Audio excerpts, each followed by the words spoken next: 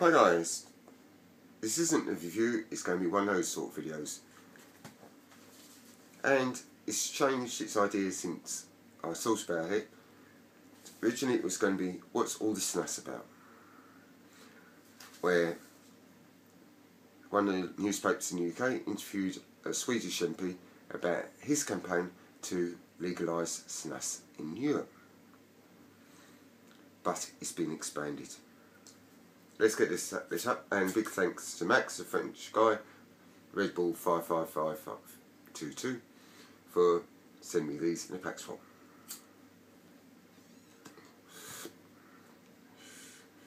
As you know, the plain packaging has been under debate in the UK, and there's still yet to be made a decision. However, there's been dark forces at work. We've got the UK government, and the UK belongs to the European community.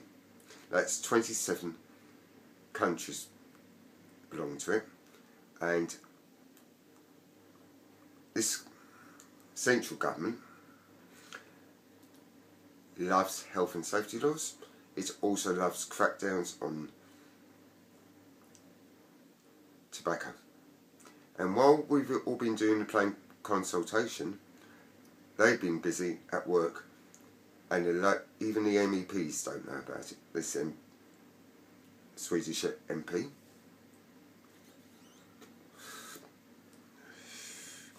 And what they wanted to do is, ever so often they do a directive, and it's then implemented with that, and there's no opt-out amongst the 27 member countries.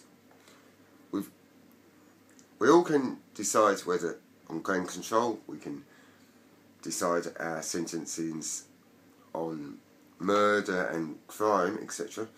We can't have the death penalty in Europe, that's against European law. But on certain things, everything's got to be standardised. Now, one of the things they wanted to implement was, it was expected to ban a range of flavourings, standardise the width, length and colour of cigarettes, limit displays at point of sale, require larger graphic health warnings on packs, and possibly open the door for plain packaging across Europe. That's not via the governments, it's via this central committee that oversees the 27. Interestingly, it was expected to reinforce the existing ban on smokeless tobacco, that's Snus, and also extend it to e-cigs. I had to laugh out loud about extending it to e-cigs as well, in recognition that tobacco companies may try to circumvent the threat to smokers put off by indoor bans quitting by specialising in e-cigs. But all this is in serious doubt.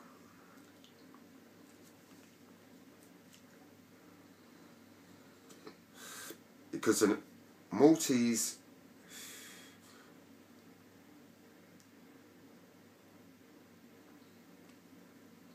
Commissioner, John Daly, the driving force behind the directive,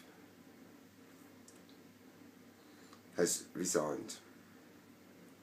That is because another MP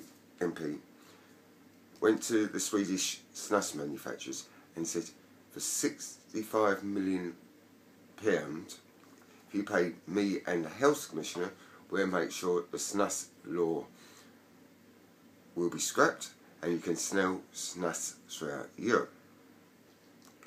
The Swedish Snus manufacturer smelt the rat and reported it to the European Commission. The two people have resigned. There's been a few dodgy burglaries where laptops have been stolen, and now this whole thing has meant this directive has been put on hold. Hopefully scrapped, because let's face it, they've done all this without any public consultation, and we might have had a lucky escape. It's not just our national governments, it's this other body which is interfering.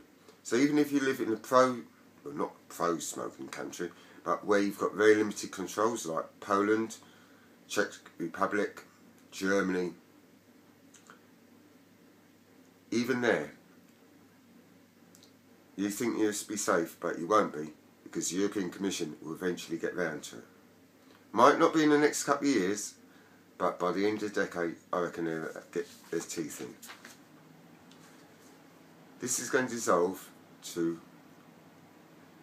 where I talk about the various directives they've done over the years.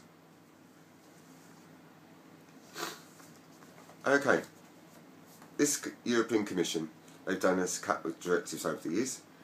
From the 1st of January 2004, one of the first directives they did was passed in 2001, and they gave tobacco companies 3 years to do it, was limited our tar and nicotine and carbon monoxide to 10 milligrams, 1 milligram and 10 milligrams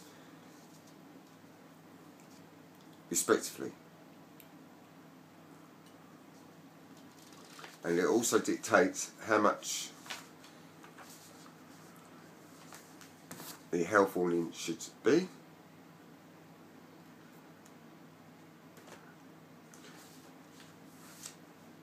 And basically it should be 30% if you live in a country with only one language, or up 35% of the pack if you live in a country with up to 3 national languages.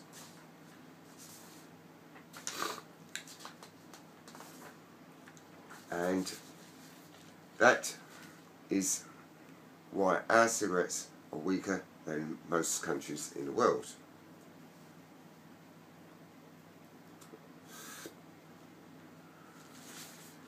Now, getting onto the Swedish MP, his name, and I'm trying to see it here, Christopher Fridolin. This article appeared 2 days earlier than that one, and basically every time he goes to Sweden he buys a load of Swedish Snus and then brings it into Brussels and sells it.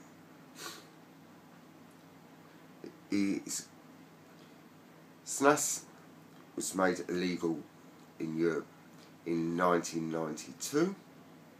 Sweden was a member of the European Community then, and the reason it was made illegal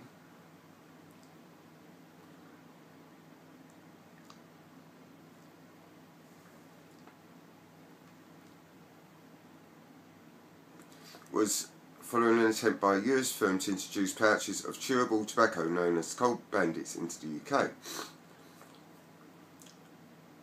The campaigners were outraged by having Skull Bandits being imported, so they decided to ban it. And unfortunately, when Sweden joined the European Community in 1995, they got an opt-out for their Swedish Snus. Snus was never big, along with chewing tobacco and dip, in this country or in Europe, except in Sweden. And so, the whole thing never got many reports. However, because we live in these anti-smoking times, even the health campaigners are saying Snus is better for you than cigarettes. You're less likely to get lung cancer, and especially for heavy smokers, it's better for them. And even e-cigs. And some of them were coming round to the idea of making it legal to sell Snus throughout Europe. And I put a news link to that story down there. This is going to dissolve into my last section, which is UK tobacco news. Welcome to the last section, UK tobacco news. And a big thank you goes to Jimmy G34567 or Jim's Cig Review.blogspot. Cool blog down there, and he pointed out some tobacco news which has happened in the UK. If you don't live in the UK, switch off now. Thanks for watching this video. Sorry it's a bit jointy, my computer's fucked, it's in a repair shop, and so I'm having to use my iPhone to upload, so that's why I'm keeping the clips short.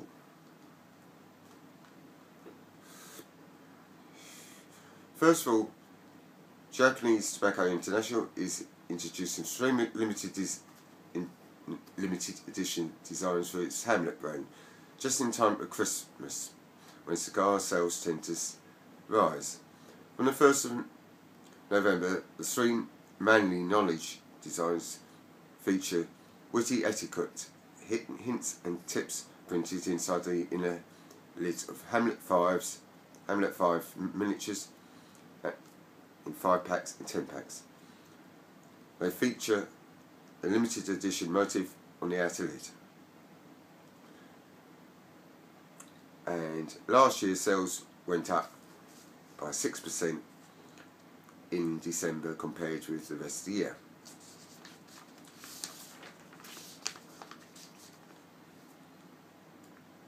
Next up, they also launched Japan Tobacco International Amber Leaf Blonde. The paler coloured cigarette-like blend of premium Virginia rolling tobacco has been designed to offer existing adult smokers a smoother taste, and it be the same price as a standard product of Amber Leaf.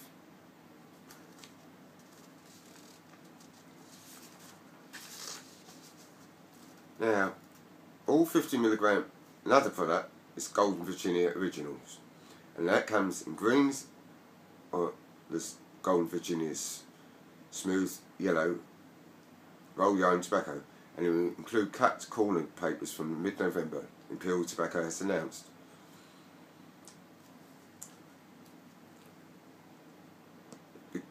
If you buy the pack with the papers, you'll save approximately 18 pence per time, so go and save yourself a bit of money. However, the rolling papers might not be that good of quality. My last news story is Marlboro Gold is going to be price marked. Philip Morris is to price mark its cigarette brand Marlboro for the first time in a bid to establish a sustainable pricing structure for premium tobacco. They've been doing Marlboro Gold Touch, which is a budget version of Marlboro Lights, and also Marlboro Bright Leaf for a long time. However, they've now going to do Marlboro Gold. I don't know whether they're going to expand it to Marlboro Reds, and it'll be stamped in price marked in the Greater London area for £7 at £7.75 for 20s or £3.94 for 10s. Unmarked packs will continue to be available. Now, when you go every other country in the world, well, in Europe, on the back of the pack, and these come from Luxembourg, it says €4, and every shop has to sell it for you €4. When you buy packs in the UK, some packs are marked, and that's by the manufacturer, like Marlboro Bright Leaf, and as you heard, Marlboro Gold, but they also sell unmarked packs of them, and other brands are not even marked, and it's down to the corner shop or supermarket how much they sell them for. So it's just a lottery how much you pay. Thanks for watching this video, hope it's been interesting, and I'll be back on Thursday with November's recommendations. Stay lit, guys.